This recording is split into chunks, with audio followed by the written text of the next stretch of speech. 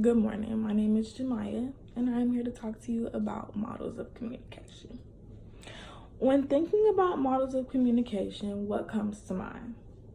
I think of several different metaphors when thinking of this, because sometimes the models are kind of hard to explain. Like when I was going through the textbook, it was really hard.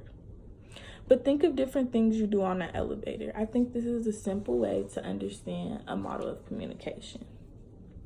An encoder is a person who translates an idea or concept using either a gesture, a symbol, verbal or nonverbal communication. A person will sometimes become the decoder if the person responds or the conversation furthers, but you have to stay tuned to see what a decoder is. But when walking onto an elevator, what do? You most times walk on and press the button that you want to go to. Press the button to the floor that you want to go to. This, to me, is the encoding process. You've prepared a message to send to someone. Now, next is the channel, which is a link between the encoder and the decoder. The channel is the part of the model that helps your message get across, whether this be with verbal conversation, through sound, or nonverbal, either using a text or sign language. You either have to watch the person to see what they're talking about, or it's kind of like it travels through the air or wire. So on my elevator, the channel would be your ride to the floor that you want to go to. Only because when thinking about getting onto an elevator, you have to think, how do you get to the next floor? You have to travel, right? Just like how the encoder's message has to travel.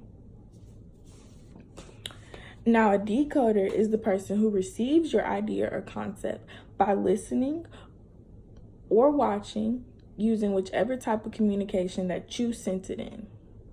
The decoder then stores your idea or concept, but the next step isn't always the same. It's really not, because not all types of communication models stop at this. You can either stop the conversation like someone told you it, or respond. On my elevator, this would be the decoding process, because you've got the message from the encoder through the channel, which was your ride to the floor that you've got to. Now, feedback doesn't always happen like I said before, but feedback would be the message sent back to the encoder after you've understood and stored the message. Most people that may think that this can't be presented in my elevator, but think about it. On some elevators, after they drop you off to the floor that you want to go to, they go back down to the ground level. The elevator that I'm describing does, and this would represent feedback. Now, noise, on the other hand, is the background sound of the model.